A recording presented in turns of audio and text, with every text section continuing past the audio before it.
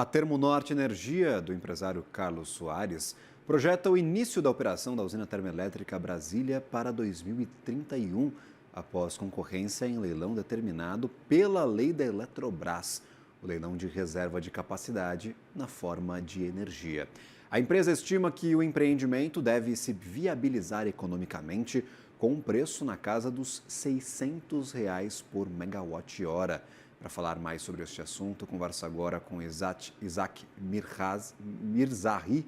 E aí você me ajude com o seu nome, por favor, meu cara. Diretor da UTE Brasília. Seja bem-vindo, meu cara. Muito obrigado, sem problema nenhum. É Mizrahi, mas é difícil de pronunciar mesmo. Agradecido. Daniel Hittner, de volta à programação. Bem-vindo. Muito obrigado. Vamos juntos ali, Gabriel. Obrigado, Isaac. Eu queria entender, Isaac, o que está no caminho da realização deste projeto, de tirar o projeto efetivamente do papel até 2031. Quais são os entraves a serem solucionados a partir de agora, por favor? Na verdade, a UTE Brasília ela depende de alguns marcos para que ela aconteça, né? O primeiro marco é o licenciamento ambiental, né? A gente está no processo de obtenção da licença prévia. Para isso, a gente realizou todos os estudos necessários, protocolou esses estudos no IBAMA, a gente chama de IARIMA, e tem uma audiência pública marcada agora para o dia 17. Então, assim, esse é o primeiro ponto, a gente conseguir a licença prévia do empreendimento, que é pré-requisito para qualquer térmica participar de qualquer leilão. O segundo ponto é o seguinte, né? A lei da Eletrobras, né?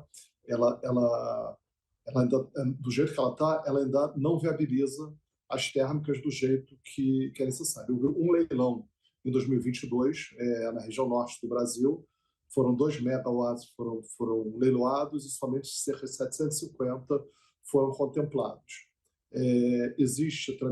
Tramitou no Congresso uma alteração nessa lei, né, no PL 756 de 2021, que, na verdade, tinha duas principais características: a redução de 8 GB para 4,25 GB e um ajuste no preço-teto. O preço-teto era baseado no leilão A-5 de 2019 e agora ele meio que se divide em duas partes.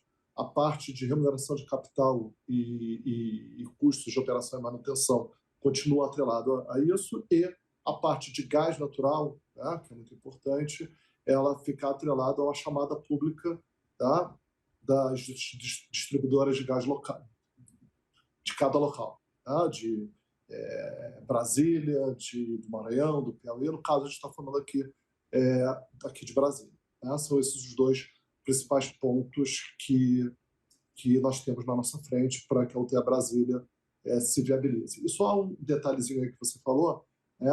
Na verdade, assim, o preço de R$ 600, assim, há controvérsias.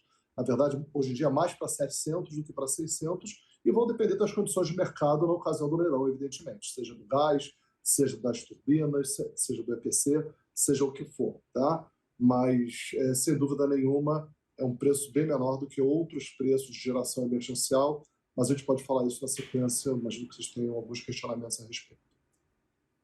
Pois é, Isaac, eu ia abordar justamente esse ponto com você, e aí vamos tentar dividir aqui em duas partes. O primeiro ponto é se um valor de 600 ou 700 reais, como você colocou, viabiliza a construção do gasoduto ali, você tirar ali um ramal, possivelmente do Gasbol, tem entendido que é esse o projeto, se você consegue viabilizar essa obra do gasoduto só com esse valor de 600 ou, digamos, 700 reais por megawatt-hora.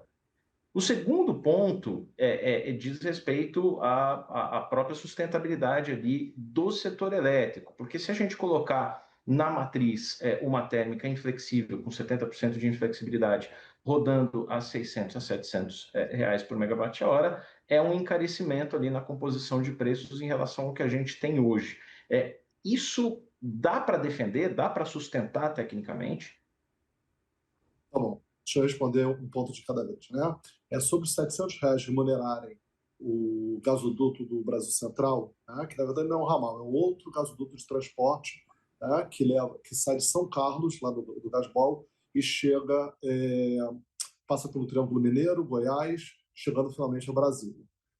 Estudos preliminares indicam que R$ 700 por megawatt-hora seriam suficientes. Obviamente, são preliminares. Na ocasião do leilão, a gente vai ter que atualizar esses valores. Tá? Em relação ao teu segundo ponto, ao encarecimento da conta, na verdade, Daniel, eu vejo de forma inversa. Né?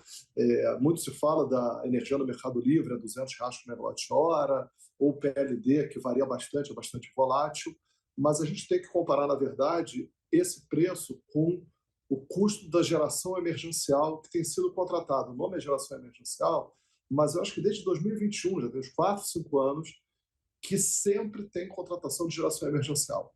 Né? E esses preços de geração emergencial são o dobro, o triplo, eventualmente o quádruplo desse valor que a gente está falando agora. Né? Então, na verdade, inclusive a gente fez uma simulação, se essas térmicas estivessem de pé nas últimas crises hídricas, teria tido uma economia de bilhões de reais para o consumidor de energia elétrica brasileiro. Tá? Então, contra isso, ou seja, não contra, enfim. Em comparação a isso, que a gente tem que olhar esse preço de R$ 700 por megawatt-hora, ou o preço, assim, aproximadamente, que vai ser usado no leilão quando ele for viabilizado. Por exemplo, eu queria entender se o projeto hoje ele está levando em consideração, por exemplo, este projeto que foi aprovado na Câmara dos Deputados, da lei das offshores e depois vetado pelo presidente Lula, ou seja, o projeto foi desenhado em cima de um cenário com vetos ou um cenário sem vetos? E caso algo aconteça neste meio tempo, até, por exemplo, o início das operações, vocês teriam de mudar o projeto e adaptar para qual cenário, por favor?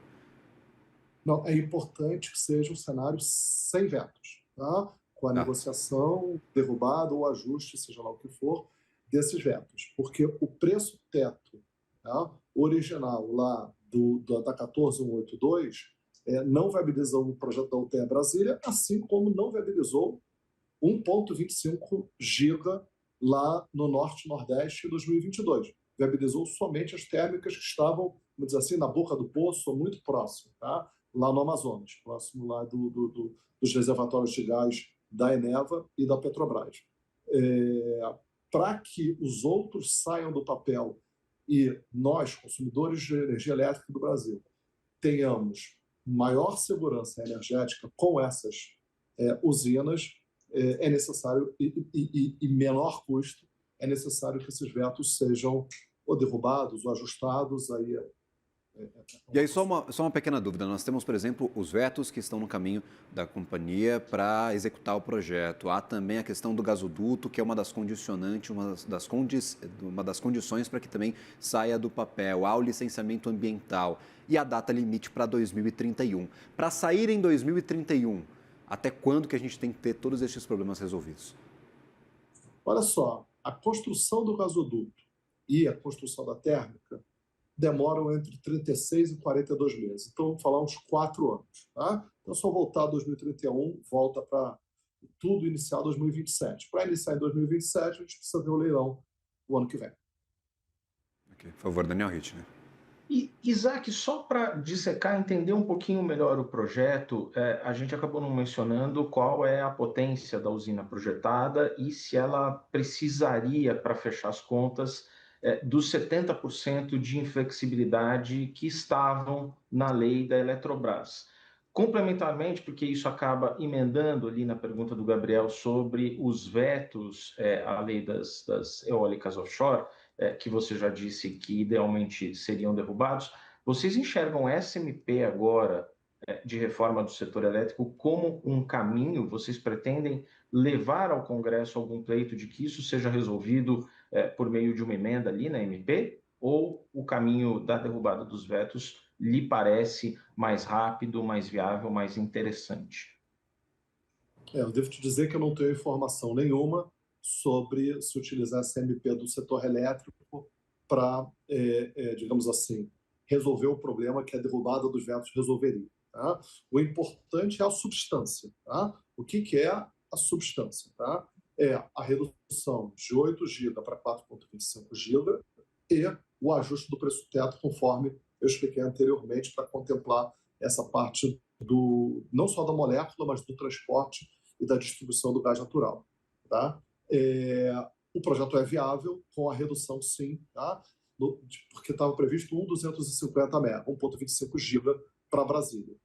Com a lei das offshore, tá? Das eólicas offshore, cai para 500 megawatts. Tá? É viável, mas é viável o pacote completo. Tá? A redução para 500 megawatts e o ajuste no preço teto, que ainda assim, eu gostaria de enfatizar, reduz custos no médio e longo prazo para o consumidor de energia elétrica. Isaac, eu gostaria de agradecer imensamente a tua participação por aqui, a disponibilidade para conversar com nossa equipe e explicar ponto a ponto deste projeto e o que está no caminho da execução até 2031 desta usina. Sempre bem-vindo à nossa programação. Uma ótima tarde a você. Muito obrigado. Daniel Hittler, sempre bem-vindo, meu caro. Um abraço a ti. Bom trabalho. Muito obrigado a você, Gabriel, e ao Isaac pela entrevista.